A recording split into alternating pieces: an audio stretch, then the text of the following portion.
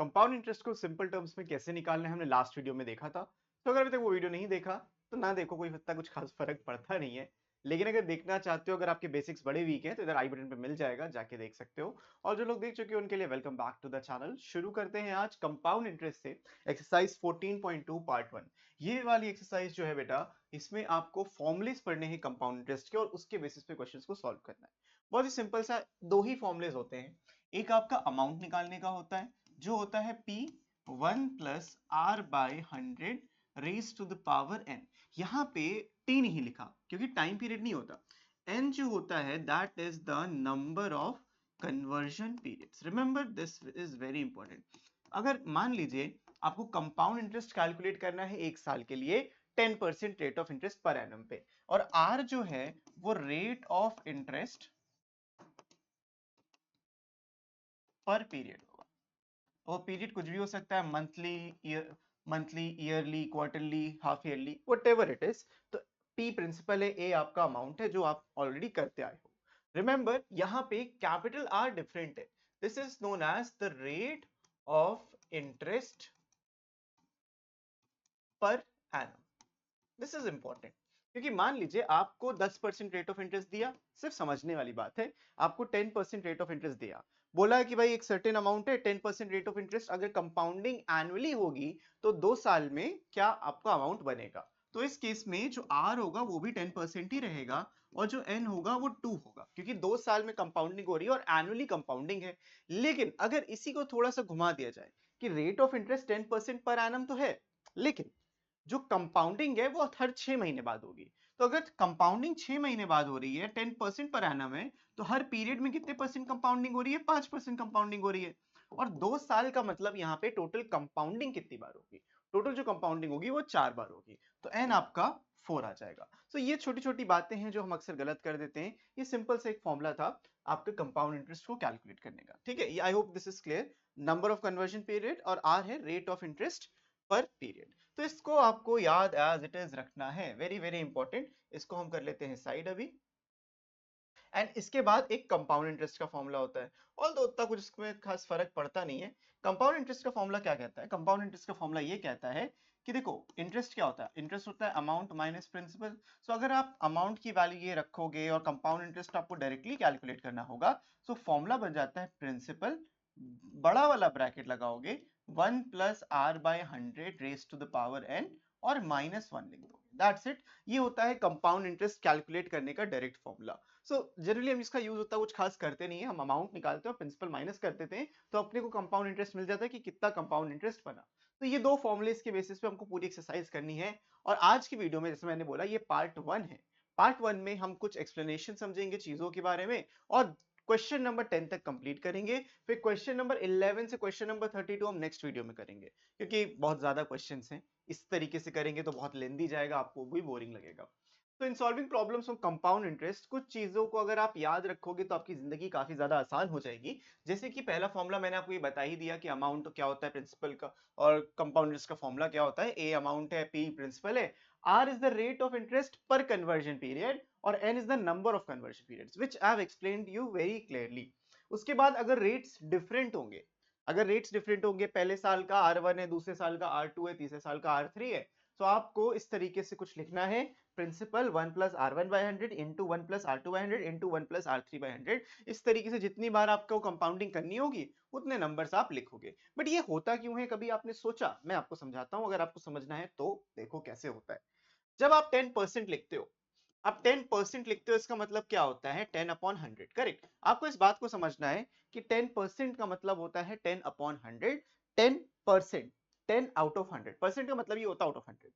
तो 10 अपॉन 100 है, तो ये जो है ये रेट है, इतना रेट मिलेगा ऑन दिस प्रिंसिपल वैल्यू।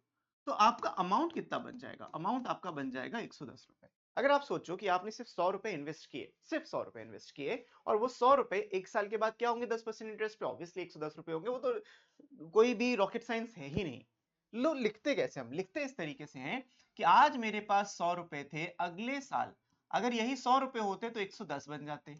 अब यही लॉजिक को अगर मैं आगे फॉलो करूं, उसके अगले साल भी अगर 100 रुपए सिर्फ 100 ही रुपए होते तो वो भी 110 बन जाते। तो देखो इसमें क्या एक नया कुछ देखने को आपको मिलेगा। आपके पास 100 रुपए थे, आपने 100 रुपए से शुरू किया, वेल एंड गुड, इसमें तो कोई दिक्कत ही नहीं है। आपने 100 रुपए से शुरू किया, ये आपका प्रिंसिपल अमाउंट था। अब यहाँ पे जो वैल्यू है, this is also principal and this is amount. ये अमाउंट है, ये प्रिंसिपल है। ये 110 क्यों आ रहा है? Because of this rate value.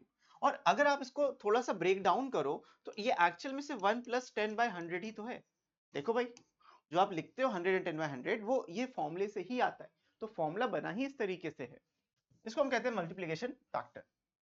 उसके बाद देखो, ये जो आया ये नेक्स्ट ईयर का आया, लेकिन यहाँ पे 100 क्यों लिखा? क्योंकि हम बेस 100 पे काम करते हैं, चीजें करना आसान हो जाता है। अब जब आप इसको सिंप्लीफाई करोगे, देखो 100 से 100 कैंसिल हो जाता है, ये 2 0 कैंसिल हो गया, 121 देता है। तो आपका 100 रुपए 2 साल के बाद क्या हो गया? 121 रुपए without any addition subtraction. Last exercise में हमने देखा कितनी मेहनत लग रही थी। यहाँ पे ये बहुत आसान आपके लिए हो जाएगा। Just remember a few things. इतनी बातें अगर आप याद रख पाओ तो आपके लिए एप्टीट्यूड जो है बहुत अच्छा डेवलप होता है। फिर आते हैं, simple interest and CI are equal for the first conversion period on the same at the same rate. We have just discussed this in the previous exercise as well. ये तो होता ही है, हमेशा से पढ़ते आए हो। Fourth point, CI of the second conversion period is more than the CI of the first conversion period. Obviously, क्योंकि आपको क्या होता है, second conversion period में जो interest पहले में मिला होता है, उस पे भी आपको interest मिल जाता है। तो interest पे interest compound interest, CI of second conversion period minus CI of first conversion period is equal to SI on the interest of the first conversion period. इसका मतलब क्या है? जो आपको पहले पीरियड में इंटरेस्ट मिला होगा, उस पे भी इंटरेस्ट जो होगा वो दो कॉन्जिक्यूटिव पीरियड्स का कंपाउंड इंटरेस्ट का डिफरेंस होगा। इतना कुछ ज्यादा इंपॉर्टेंट था नहीं, ये वाला इंपॉर्टेंट है। When the total time is not complete number of conversion period, we consider simple interest for the last partial period.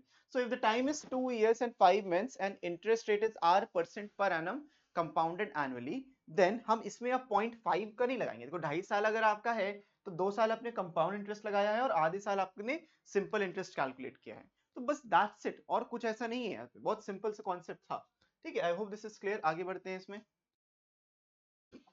Equivalent nominal and effective rate of interest, this is important because ये कई बच्चे miss कर देते हैं, उनको समझ में ही नहीं आता कि बोला क्या जा रहा है। तो समझते हैं, एक एक चीज, एक एक पॉइंट समझते हैं। तो अगर मैं दो annual rates of interest with different conversion periods को बोलूं तो ये इक्विवेलेंट करेंगे if they yield the same compound amount at the end of the year. Example भी दिया है, मान लो आपके पास 10,000 रुपए थे, 4% पे इंटरेस्ट पे हमने इन्वेस्ट किया, ठीक है। तो भाई 4% एक साल के बाद कितना हो जाएगा? क्वार्टरली इन्होंने कंपाउंडिंग करी। कंपाउंडिंग क्या हुई है? क्वार्टरली हुई है। अब अगर कंपाउंडिंग क्वार्टरली हुई है तो आपके नंबर ऑफ कन्वर्जन पीरियड 4 हो गए और आपका जो रेट ऑफ इंटरेस्ट था वो 1% होगा, क्योंकि आपका ये 4% इंटरेस्ट पर एनम होता है और आपको पर पीरियड में कितना मिल रहा है? 1%। दैट्स द रीजन 1.01 की पावर 4, बिकॉज 1 + 1/100, तो 1.01 4 कन्वर्जन पीरियड थे, तो ये वैल्यू। तो ओवरऑल आपको 10,406 रुपए आपका बन जाएगा। दिस इज कंपाउंडेड पूरा क्वार्टरली। तो अब कंपाउंडेड क्वार्टरली बोल रहे हो तो इतना बन रहा है, लेकिन अगर मुझे इसको एनुअली में कन्वर्ट करना पड़े तो कितना हो जाएगा? This is 4.06% compounded annually, because अगर आप सिर्फ एक ही बार कंपाउंडिंग करना चाह रहे हो एनुअली में तो आपको 4.06% लेना पड़ेगा। तो यहां पे हम ये कह सकते हैं कि अगर हम 4% का क्वार्टरली कंपाउंडिंग करें या फिर 4.06% की एनुअल कंपाउंडिंग करें तो वो सेम इंटरेस्ट बेयर करेगा। ठीक है, तो इसी को हम लोग कहते हैं equivalent rate of interest. When interest is compounded more than once in a year, the given annual rate is known as the nominal rate or the nominal annual rate. इसका मतलब क्या था? इसमें जो 4% आपको जो दिया था, क्वेश्चन में जो दिया रहता है, that is known as the nominal rate, और जो एक्चुअल में बन के आया वो इफेक्टिव रेट। जैसे इस केस में 4% नॉमिनल था, लेकिन क्योंकि क्वार्टरली कंपाउंडिंग हो रही थी तो इफेक्टिव चेंज हो जाएगा। तो इफेक्टिव क्या है? 4.06% हो जाएगा। तो if nominal rate is R%, और यहां पे इन्होंने बस कैलकुलेट करने के लिए एक फॉर्मूला दिया है सिंपल से कि आप कैसे इफेक्टिव रेट ऑफ इंटरेस्ट को कैलकुलेट कर सकते हो। तो this is a very good formula. इससे क्या होता है, आपको कोई भी अमाउंट निकालने की जरूरत नहीं पड़ती। प्रिंसिपल से अमाउंट नहीं निकालना, कंपाउंड इंटरेस्ट कैलकुलेट नहीं करना, सिर्फ रेट ऑफ इंटरेस्ट आपको कैलकुलेट करना है। तो this is how you solve these questions very very easily. बढ़ते हैं नेक्स्ट उस पे, नेक्स्ट पेज पे। Real interest rate. Real interest rate is a interest rate that looks takes inflation into consideration. अब इसमें टेंशन नहीं लेनी, क्योंकि इन्फ्लेशन वाले क्वेश्चन देखो आपके में आने नहीं है, आते भी तो इतना कोई टेंशन वाली बात नहीं थी। It is called inflation adjusted interest rate. The real interest rate gives lenders and investors an idea of the real rate they receive after factoring in the inflation. मान लो तुमने फिक्स डिपॉजिट में 100 रुपए invest किए, एक साल के बाद तुमको 104 रुपए या 106 रुपए मिलते हैं और 6% का ही इन्फ्लेशन रेट है। तो भाई 6% पैसा गिरा भी, 6% पैसा बढ़ा भी, तो नेट इफेक्ट क्या हो गया 0% का, आपका ना पैसा ग्रो किया है और ना ही गिरा है। तो this is what the real interest rate is. तो आपको लगता तो है एफडी में डालने से भाई 6% का फायदा हो रहा है, बट एक्चुअल में कोई फायदा नहीं हो रहा होता है। कोई फायदा किसका हो रहा होता है? बैंक का हो रहा होता है। So the main difference between the real interest rate and nominal interest rate is the nominal interest rate refers to the interest rate before taking inflation account. Okay. Nominal में जो क्वेश्चन में दिया होता है आपके, वो उसी को हम नॉमिनल बोल देते हैं, और रियल का मतलब क्या होता है? इन्फ्लेशन एडजस्टेड रेट होता है, that is real inflation rate. तो real rate is nominal minus actual inflation rate, and this is the very simple concept of inflation. Example के तौर पे देख लेते हैं। मान लो एक बंदा पर बोरो करता है 3,30,00,000 रुपए from a bank to purchase a house at a rate of 7% per annum, assume that the inflation rate is 3% that year. तो भाई नॉमिनल रेट 7% था और इन्फ्लेशन 3% था, तो जो रियल इंटरेस्ट रेट एक्चुअल में पड़ रहा है वो सिर्फ 4% पड़ रहा है। So it mean the interest the bank is receiving is 4%। उसको 7% बैंक को मिलना चाहिए, लेकिन इन्फ्लेशन हो रहा है तो बैंक को नेट जो पैसा मिल रहा है वो सिर्फ 4% मिल रहा होता है। But 4% is still enough if the volume is big enough. अब इसके बाद आता है प्रेजेंट वैल्यू और प्रेजेंट वर्थ ऑफ मनी। इसका इस कॉन्सेप्ट को क्या समझते हैं, कैसे समझते हैं, उसको बताता हूं। मान लीजिए आपके पास आज 100 रुपए और आज से 1 साल के बाद भी आपके पास 100 रुपए हैं, डिफरेंट 100 रुपए ऑब्वियसली। तो ज्यादा वैल्यूएबल कौन सा 100 रुपए है? जो पैसा आपके पास आज है, that is more valuable than any money if this amount is same, obviously that is more valuable the same amount of money in any subsequent years। ठीक है, तो इससे होता क्यों ऐसा होता है? रीजन इसका बहुत सिंपल सा है। अगर आपके पास आज 100 रुपए उसको आपने बैंक में रख दिया, उस पे आपको इंटरेस्ट मिलेगा, तो वो पैसा जो 100 रुपए था आज से 1 साल के बाद 104 हो जाएगा। और वेयर एज अगर आपको 1 साल बाद कोई 100 रुपए देगा, वो तो 100 ही रुपए रहेगा ना, 104 तो नहीं होगा। तो दिस इज द डिफरेंस कि आज जो आपके पास पैसा है, that is more valuable than what you will be getting after 1 year if you are getting the same amount. Obviously आज आपके पास 100 रुपए, अगले साल 200 होंगे, तो 200 ज्यादा वैल्यूएबल है। मैं सेम अमाउंट को कंपेयरिंग की बात कर रहा हूं। आपके पास आज का 100 रुपए और 1 साल के बाद का 100 रुपए, दोनों में वैल्यूएबल कौन सा है? आपको कि सर इक्वल है, बट इक्वल नहीं होता। जो पैसा आज के आज है, that is more valuable than any amount of money you are going to receive the same amount in the subsequent years. तो प्रेजेंट वैल्यू कैलकुलेट करने का मतलब ये होता है कि PV is equals to P upon 1 plus R by 100 की power N. इसमें आपको देखो ये कौन सा फॉर्मूला है? ये वाला फॉर्मूला है ना बेटा, A equals to P 1 plus R by 100 raise to the power N. ये कंपाउंड इंटरेस्ट का ही फॉर्मूला है, जहां पे ये हमारा क्या है? ये फ्यूचर अमाउंट है, दिस इज फ्यूचर। जो अमाउंट आपको मिलता है that is the future amount, ठीक है। ये जो प्रिंसिपल है, this is the present amount. ये पैसा तुम्हारे पास आज एग्जिस्ट करता है, तो present value of sum P due N years hence at r% compound interest. तो इसको घुमा फिरा के वो फॉर्मूला इस तरीके से क्रिएट किया गया कि जो प्रेजेंट वैल्यू है वो इतना हो जाए। समझे? मतलब आज का जो 100 रुपए है आपका, अगर आज का 100 रुपए और 1 साल के बाद के 100 रुपए को तुम कंपेयर करोगे, इनके बीच में अगर एक्चुअल कंपैरिजन है, और अगर 10% का इंटरेस्ट है 1 साल के बाद वाला, तो 1 प्लस 10 बाय 100 ऐसा आप लिखोगे। 1 साल का मैं बता रहा हूं, तो ये हो जाएगा 100 इंटू 100 डिवाइडेड बाय 110। तो 0 से 0 कैंसिल हो जाएगा, तो ये हो जाएगा 1000 डिवाइडेड बाय 11। अगर इसको सिंप्लीफाई करोगे तो ये आएगा 9 9 9 999 आज कितना आ जाएगा?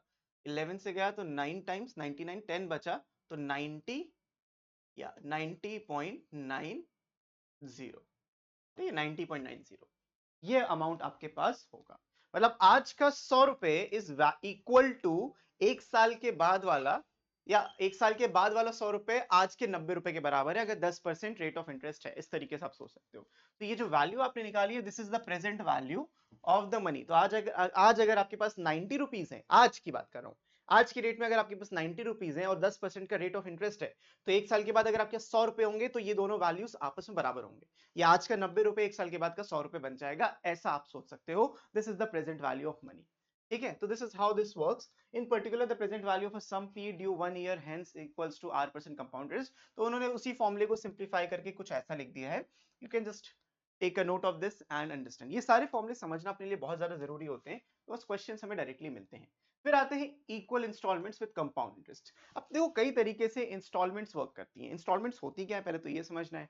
अब देखो आप जाते हो लोन लेने या फिर लेट्स से कुछ सामान लेने जाते हो। मान लो आपका कोई सामान है वो 3,000 रुपए का है, ठीक है। आपका 3,000 रुपए का है, 3 साल की आप ईएमआई कराते हो, तो आपको मन में आएगा 1000 1000 1000 कर लेते हैं। बट ये सरासर गलत है। क्यों गलत है? क्योंकि भाई अगर आप 3,000 का सामान लेके आ रहे हो और 1000 1000 उसको 3 बार में दे रहे हो, तो क्या पॉइंट है? उसका क्या फायदा? तुम उसको 3 साल में पैसा दे रहे हो। तो उस पर कुछ इंटरेस्ट लगेगा। अब अगर कुछ इंटरेस्ट लगेगा, मान लो 10% लग रहा है, मान लो 10% इंटरेस्ट लग रहा है, तो तुम बोलोगे 1.1 इसकी पावर 3 कर देते हैं, क्योंकि 3 साल की कंपाउंडिंग करनी है, और इसको 3 से डिवाइड कर देते हैं। तो अगर आप सोच रहे हो ये ऐसा कुछ है, तो ये भी नहीं है। Why this is not the case? Because अगर आप तुम 3 साल का इंटरेस्ट पे करोगे तो how this going to work? आप पैसा पे भी तो कर रहे हो हर साल, कुछ पैसा वापस, इंस्टॉलमेंट वापस तो भी तो कर रहे हो। तो जो लोन अमाउंट होता है, लोन अमाउंट की वैल्यू अगर निकालनी होती है, तो this is the formula to calculate. P आपका ईच इक्वल इंस्टॉलमेंट होगी, rate of interest per annum जो भी स्पेसिफाइड होगा, और टी टाइम होगा से 3 साल का, 2 साल का। This is the simple straightforward formula. T equals to N years और specified there will be N brackets. तो जितने भी ब्रैकेट्स होंगे उतने आपके पास टाइम होगा। मतलब समझ रहे हो ना? I hope 100 100 plus R plus 100 100 plus R square. तो तुम अगर नोटिस करो, ये सिर्फ और सिर्फ प्रेजेंट वैल्यू का ही फॉर्मूला है। अगर प्रेजेंट वैल्यू के ईयर्स बढ़ते गए तो उन पे स्क्वायर और क्यूब लगते गए। तो प्रेजेंट वैल्यू के फॉर्मूले का एक्सटेंडेड फॉर्म आपका लोन अमाउंट का आता है। इसका शॉर्टकट भी होता है, will be discussing the shortcuts in the subsequent classes, so don't worry. अब हम बात करते हैं, स्टार्ट करते हैं विद एक्सरसाइज 14.2। इजी क्वेश्चंस हैं, स्ट्रेट फॉरवर्ड क्वेश्चंस हैं, आपको सिर्फ फॉर्मूले में वैल्यूज रखना आना चाहिए, and that's it, will be done. तो शुरू करते हैं इस क्वेश्चन से। इस क्वेश्चन में रोशन जो है वो बोरो कर रहा है 5120 रुपीज एट 12.5%। 12 को देखो हम कैसे लिख सकते हैं, मैंने अभी आपको समझाया था इसका मतलब क्या होता है। मतलब सिंपल सा है, ये 12.5% है, 12.5% को आप 1/8 भी लिख सकते हो। Because when you simplify it, मैं आपको एक पूरा वो भी दिखा देता हूँ।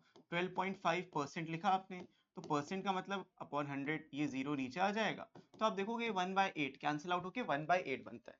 तो 1/8 का मतलब यहाँ पे r को आप 1/8 लोगे, एंड दैट्स इट, ठीक है। फिर 100 लेने का कोई सेंस ही नहीं है। 100 हम तब लेते हैं, देखो 100 कब लेते हैं, अगर ये डायरेक्टली आप 1/8 लिखते हो तो ठीक है, या फिर अगर आप कंफर्टेबल हो इसमें ये करने में भी, तो इट्स फाइन।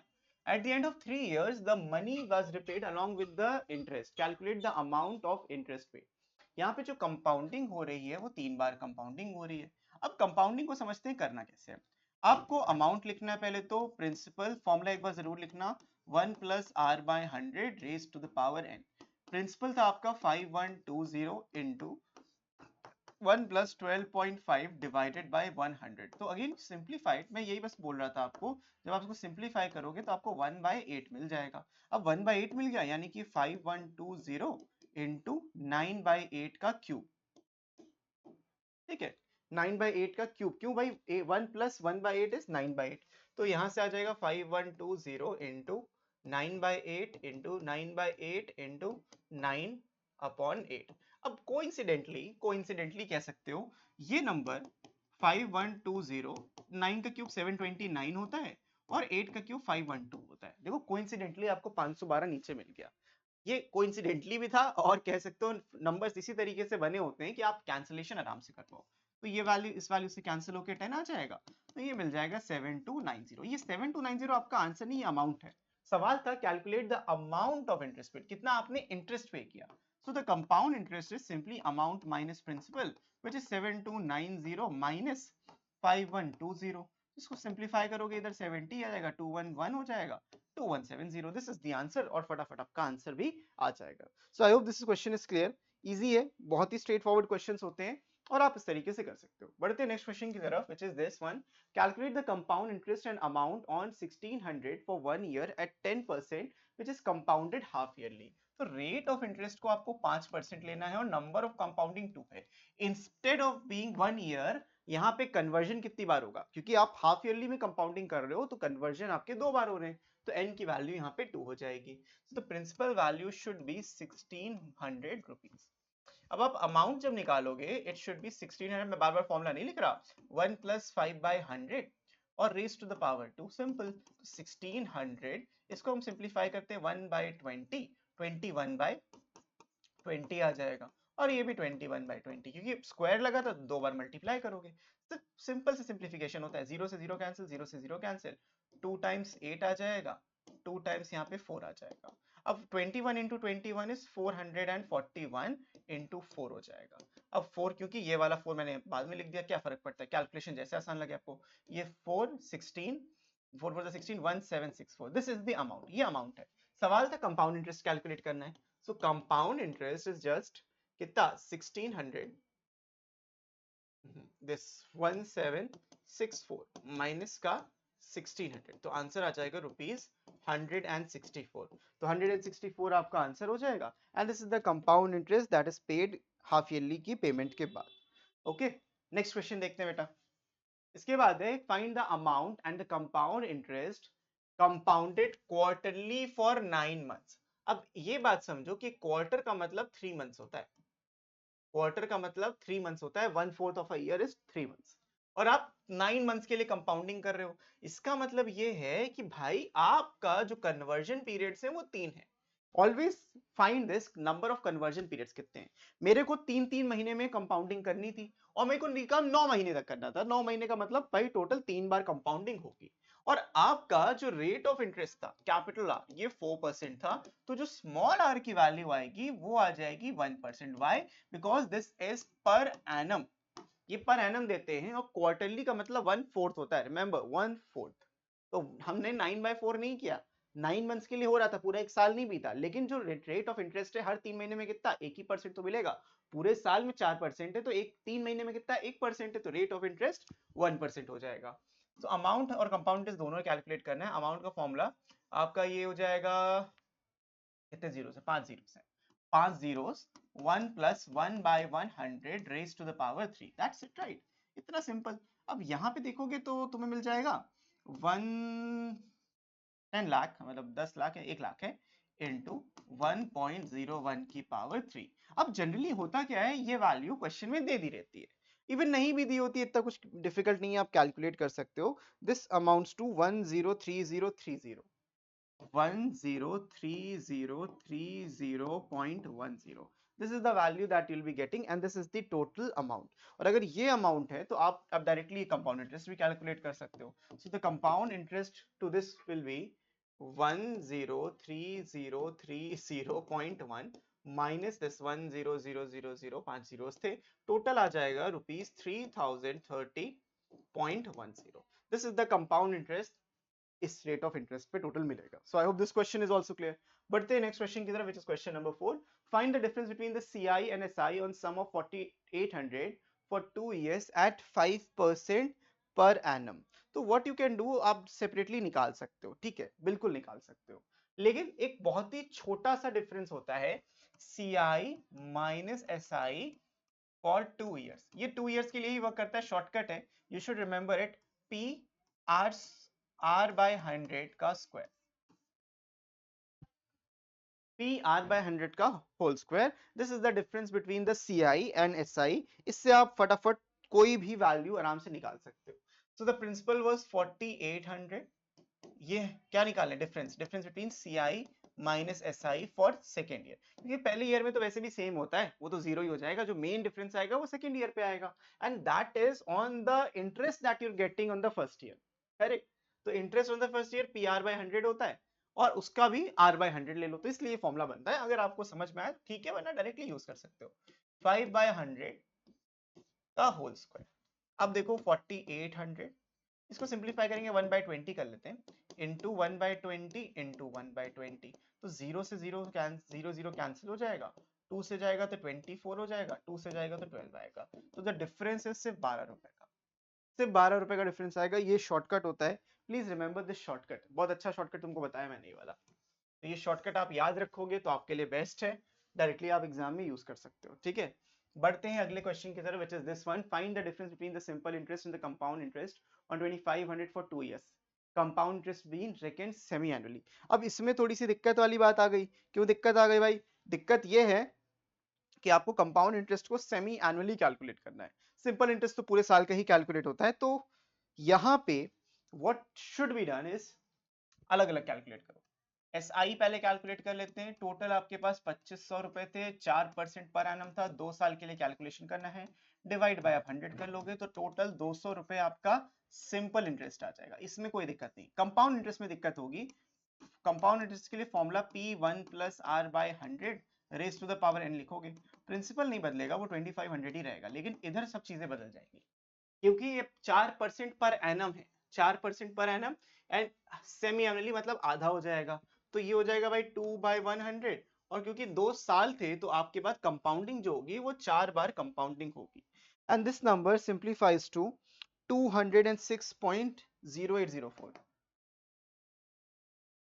206 point, अच्छा not 206, इसका 2700 समथिंग आएगा. So the value to this is 200 से डायरेक्टली कर लिया, ठीक है. इसका जो आंसर होगा वो 2706.08 आएगा, ठीक है. This is the amount. And अगर सिर्फ अमाउंट देखो तो ये है, लेकिन कंपाउंड इंटरेस्ट अपने को निकालना था. 2706.08 minus 2500, which is 206.08 rupees. This is the compound interest, and the difference between CI and SI, you need to calculate this. So the difference between this is 206.08 minus 200, तो approximately 6 रुपए का difference आ रहा है, 6.08 rupees का difference, and this is the final answer. So I hope this is clear to all of you. Let's move on to the next question. A man deposited 5,000 in the State Bank saving accounts, allowing simple interest at 4.5% per year. At the end of the first year, he transfers the entire amount to a fixed deposit account for 2 years at 7% compounded annually. Find the total amount of money in the name of the depositor at the end of the third year nearest to a rupee. तो per annum था, एक साल के बाद, एक साल उसने simple interest में रखा, फिर 2 साल के लिए उसने एफडी में ट्रांसफर कर दिया जिसमें उसको 7% इंटरेस्ट मिल रहा था. तो पहले तो हम एक साल बाद देखते हैं इसको कितना पैसा मिलेगा. तो सिंपल इंटरेस्ट जो उसको मिला, that is on 5,000 rupees into 4.5 into 1 year divided by 100 आ जाएगा. तो 0 0 कैंसिल, 0 0 कैंसिल, तो 5 into 45 आएगा. So 5 into 45, this number will be 5 5 is 45, 5 2 is 4 is 20, 225 rupees. So 225 rupees उसको सिंपल इंटरेस्ट मिला, और उसका जो अमाउंट बना after 1 year, that is 5,000 plus 225. तो ये जो 5225 अमाउंट है, this amount goes in the fixed deposit. Now this will be the principal for the fixed deposit, and the rate of interest is 7%, और पर कंपाउंडिंग उसकी annually हो रही है, एंड 2 साल के लिए करा तो 2 कंपाउंडिंग होंगी, तो number of conversion period will be this. So आपको अमाउंट ही निकालना था. This is 5225 into 1 plus 7 by 100 raised to the power of n. अब इसको सिंप्लीफाई करना है, and calculation is the only villain here. बाकी it's not a very difficult, calculation का पार्ट है. आपको आपका जो फाइनल आंसर आ जाएगा वो 5982.1 आएगा. This value will be 5982.10. This is the amount, और हमें आंसर चाहिए नियरेस्ट रुपी में. Therefore amount is equals to rupees 5982. तो ये आपका फाइनल आंसर हो जाएगा, और सिंपल सा क्वेश्चन भी इस तरीके से सॉल्व हो जाएगा. तो this is it, easy question, कोई इतना डिफिकल्ट नहीं. बढ़ते क्वेश्चन 7 की तरफ. इसमें बोला man borrowed 5,000 for 4 years under the following term. 4% simple interest for 2.5 years and 4% compound interest for the rest of the period on the amount due after 2.5 years. The interest being compounded semi-annually. How much he should pay to settle the account? तो भाई total उसको कितना पे करना है. अब उसने 4% simple interest लिया. पहले सिंपल इंटरेस्ट कैलकुलेट करते हैं. 5,000 रुपीज फॉर 4 years, बट जो सिंपल इंटरेस्ट था वो 2/1/2 यानी 2.5 years में था. Into rate of interest was 4% divided by 100. 0 से 0 कैंसिल, 4 into 2.5 10, 500 रुपए. तो टोटल उसको जो सिंपल इंटरेस्ट मिलेगा वो 500 रुपीज मिल जाएगा. So the amount at the end is 5,000 plus 500 which is 5,500. Now this 5,500 is the amount and the principal for the compound interest as well. तो 5,500 is the compound interest का principal. Rate of interest जो है इसका 4% annually है, और the rest of the period of amount. Okay. Compound interest 4% है और 2% हो जाएगा, बिकॉज सेमी एनुअली की बात कर रहे हो. 4% एनुअली हो गया तो रेट हो जाएगा 2%. ठीक है. तो एन आपका 3 हो जाएगा, क्योंकि भाई 2.5 साल बीत चुके हैं, टोटल 4 साल के लिए आपको रखना था, तो इसमें आपको एन को 3 रखना है. ओके, नेक्स्ट 1.5 साल के लिए तो ये पूरा टर्म सारे हैं. तो amount will be 5,500 into 1 plus 2/100 raised to the power 3. इसको सिंप्लीफाई करेंगे. 5,500 into 1.02 raised to the power 3. इसको आप सिंप्लीफाई कर सकते हो 1.02 raised to the power 3. So overall जो आपका आंसर आएगा, मैं डायरेक्टली कैलकुलेटर से आपको करके बताता हूँ, 5836.64. This is the answer. This is the amount payable after 4 years। तो इतना आपको 5,000 लिया है तो इतना आपको पे करना है after 4 years, which is not bad considering everything. So I hope this is clear. अब अगर आपके मन में आ रहा है सर ये कैसे सिंप्लीफाई कर सकते हैं, अगर आपने बाइनोमियल थ्योरम पढ़ा और ऑब्वियसली आई गेस नहीं पढ़ा होगा, ओके तो बाइनोमियल थ्योरम आपने नहीं पढ़ा है तो दिक्कत हो सकती है, बाकी आप लॉग से भी कर सकते हो, लॉग टेबल से। लेकिन जनरली होता ये है कि आपको क्वेश्चन में ये वैल्यू दे देते हैं 1.02 raised to the power 3 is equal to something something, they will be giving you this value, because इसमें अगर आप टाइम वेस्ट कर रहे होगे तो ऑब्वियसली कैसे सिंप्लीफाई होगा। ये हो गया क्वेश्चन नंबर 7। बढ़ते हैं 8 की तरफ। Find the amount and the compound interest on 2000 in 2 years if the rate is 4% for the first year and 3% for the second year। Very very easy. Amount calculate करने का तरीका, भाई आपको 2000 रुपए लिखना था, मैं पहले फॉर्मूला एक बार लिख देता हूँ। Amount is principal 1 plus R1 by 100 पहले साल का, फिर 1 plus R2 by 100 this is दूसरे साल का रेट ऑफ इंटरेस्ट। तो जितनी बार कंपाउंडिंग करोगे उस हिसाब से बस आप कैलकुलेट कर सकते हो, नॉट वेरी बिग इशू। तो यहाँ पे 2000 रुपए आ जाएगा।